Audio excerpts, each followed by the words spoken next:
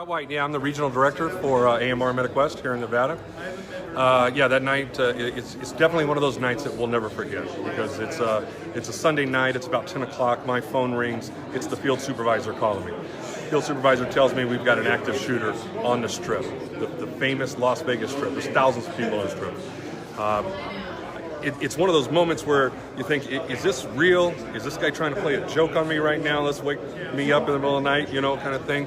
It turned out to be very real. He called me back within a matter of minutes, said he had 9 people shot. A couple minutes later, we had up to 40 deceased victims. Wow. Immediately we knew that we had a pretty significant issue there. We had a report of multiple shooters, and at that point, the reports I was getting were there were 2 shooters on top of the Mandalay Bay. So we knew it was an elevated position. We knew it was shooting down into the Route 91 Festival, an open-air venue with about 15 to 20,000 people. Turns out there was 22,000 people there. Wow. So I immediately went to work, and we started paging out our crews, our EMTs, our paramedics, our vehicle service technicians, the folks that work in supply, that stock all the ambulances, the mechanics.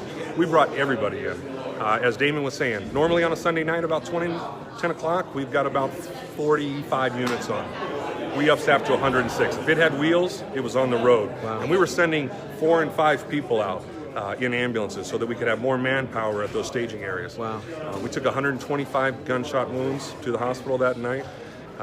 Over 206 transports during that duration. Yeah.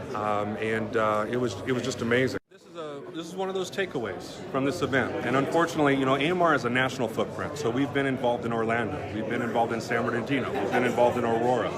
And each time one of these incidents happen, we take away something, we learn something from these incidents. What we've learned in this one, because we had 22,000 people self-extricating onto the street, some of them shot. With the adrenaline going, people would run for blocks. This issue didn't affect the Mandalay Bay or the festival lot for MGM. It affected the Strip. The entire resort corridor was affected. You'd run back to the Paris with a gunshot wound, the adrenaline would wear off, you'd fall down in the valet area, and next thing you know, we got an active shooter at the Aria. It's not an active shooter at the Aria, but there's someone shot at the Aria because of that adrenaline. That was happening to multiple properties. I mean, it was pretty chaotic.